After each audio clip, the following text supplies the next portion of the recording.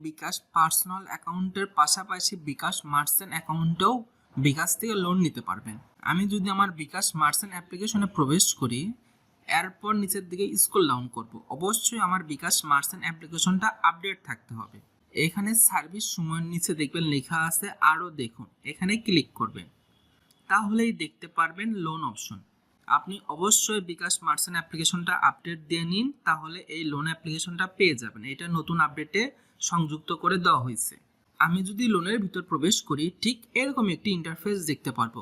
এখন অবধি আমাকে বিকাশ মার্চেন্ট থেকে লোনটা দিচ্ছে না, কিন্তু এটা মাত্রই চালু করলো, আস্তে ধীরে সবাইকে বিকাশ মার্চেন্ট অ্যাপ্লিকেশন থেকেও লোনটা দিবে। আর এখানে দেখেন লেখা আছে কি করলে আপনি লোনটা নিতে পারবেন বা ইলিজিবল হবেন।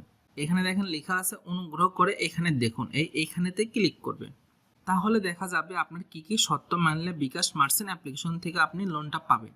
আমি কয়েকটা পয়েন্ট একটু হাইলাইট করি। এখানে দেখেন লেখা আছে প্রতিদিন বিকাশ পেমেন্ট গ্রহণ করতে হবে, গ্রাহকের সংখ্যা বৃদ্ধি করতে হবে, দ্যাটস মিন একাধিক ব্যক্তির থেকে আপনার পেমেন্টটা গ্রহণ করতে হবে। এছাড়াও অন্যান্য লেনদেন, মোবাইল রিচার্জ, বিল পেমেন্ট এগুলো করতে হবে, আর ব্যালেন্সে টাকাটা জমা রাখতে হবে।